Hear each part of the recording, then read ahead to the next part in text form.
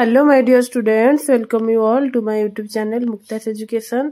ताले आज चलो सप्तम श्रेणी साहित्य बही रे थिबा चैप्टर 7 रे हमें ओडिसा रो सूर्यवंशी नरपति गणर अभ्यास कार्य गुडी को डिस्कशन करिबा।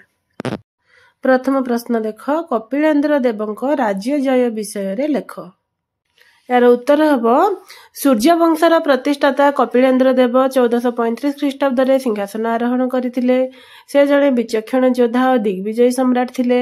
कपिलेन्द्र देव गौड़ देशर सुल्तान, दाक्षिणात्यर विजयनगर राजा बाहामनीर सुल्तान को परास्त करी तांको साम्राज्य उत्तर रे गंगा नदी ठारू दक्षिण रे कृष्णा नदी पर्यंत विस्तार करथिले। से पराजित राष्ट्र मानकर नाम को नहीं गजपति, गौड़ेश्वर, नवकटी, कर्णाटक, कलबर्गेश्वर उपाधि रे भूषित होइथिले। ख नंबर प्रश्न देख, प्रताप रुद्र देव एवं कृष्णदेव राय मध्य थिबा संपर्क विषय रे लेख। प्रताप रुद्र देव सूर्यवंशर शेष सम्राट थिले। सेतेबेले कृष्णदेव राय विजयनगर राज्यर राजा थिले। प्रबल प्रतापी कृष्णदेव राय ओडिशार उदयगिरी समेत बहु अंचल तांको अधीन को नहीं जाइथिले। प्रताप रुद्र देव तांको गतिरोध करने को जाई पराजित होइथिले। प्रताप रुद्र और कृष्णदेवଙ୍କ मध्य संधि स्थापित हैला। प्रताप रुद्र देव तांको कन्या जगन मोहिनी को कृष्णदेवଙ୍କ सह बाहा कराइले। फलस्वरूप प्रताप रुद्र श्वशुर हेले और कृष्णदेव राय तांकर जामाता हेले। 3 नंबर प्रश्न देख, प्रताप रुद्र देवଙ୍କ समय रे सृष्टि होइथिबा साहित्य संपर्क रे सूचना प्रदान कर। प्रताप रुद्र देव जड़े विशिष्ट कवि और विद्वान थिले। से संस्कृत भाषा रे सरस्वती विलास रचना करथिले। प्रताप रुद्रଙ୍କ समय रे जगन्नाथ दास ओडिया रे भागवत, बलराम दास दांडी रामायण, कवि जीवदेव आचार्य भक्ति भागवत, राय रामानंद, जगन्नाथ वल्लभ रचना करथिले। बहु कवि और पंडित तांको राजसभा को मंडन करथिले। घ नंबर प्रश्न देख, मुकुंद हरिचंदन एवं सुलेमान कराणी मध्य होइथिबा युद्धर फलाफल कौन हैला। मोगल सम्राट अकबर बंगदेश जय करबा पई मुकुंद देवଙ୍କ सह संपर्क स्थापन करथिले। एथिरे बंगर अफगान सुल्तान सुलेमान कराणी क्षुब्ध होइथिले। कराणी तांका सैन्य दल को दुई भाग करी गोटे भाग्य को नहीं ओडिशा आक्रमण कले 1568 ख्रीष्टाब्द रे। पुणी कराणीଙ୍କ सैन्य दल सेनापति कलापाहाड़ଙ୍କ नेतृत्व रे ओडिशा आक्रमण करथिले। वर्तमान 2 नंबर प्रश्न देख, बंधन मध्य उपयुक्त शब्द बाछी शून्य स्थान पूरण कर। कपिलेन्द्र देव सूर्यवंशर प्रतिष्ठाता। चंडी पुराण सारला दास रचना करथिले। हम्भीर कपिलेन्द्र देवଙ୍କ ज्येष्ठ पुत्र। अभिनव गीत गोविंदर रचयिता हेउचंती पुरुषोत्तम देव एवं मुकुंद हरिचंदन हेउचंती ओडिशार शेष स्वाधीन राजा। क स्तंभर ख्रीष्टाब्द सहित ख स्तंभर घटना को गार टाणी जोड़।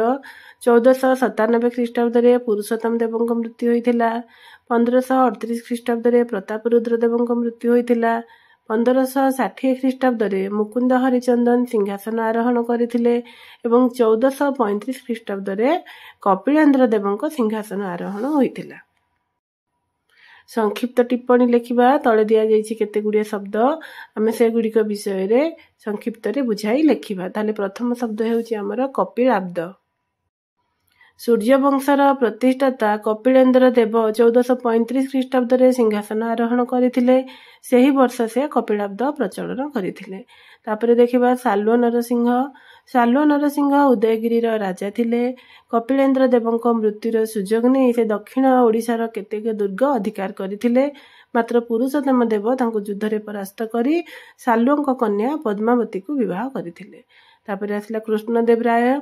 कृष्णदेव राय विजयनगर राज्यर प्रबल प्रतापी राजा थिले। से ओडिशार उदयगिरी समेत बहु अंचल अधिकार करथिले एवं तांको कन्या जगमोहिनी को कृष्णदेव रायଙ୍କ सह से विवाह कराइथिले। तापरे आसिले हुसैन शाह। सूर्यवंशर शेष सम्राट प्रताप रुद्र देवଙ୍କ राजत्व काल रे हुसैन शाह बंगर सुल्तान थिले। से थरे ओडिशा आक्रमण करथिले, मात्र प्रताप रुद्र देव तांको तड़ी देइथिले। तापरे आसिबो प्रताप रुद्र देवଙ୍କ साहित्यानुराग। प्रताप रुद्र देव जने विशिष्ट कवि विद्वान साहित्यिक थिले। से संस्कृत भाषा रे सरस्वती विलास नामक एक अमूल्य ग्रंथ रचना करथिले।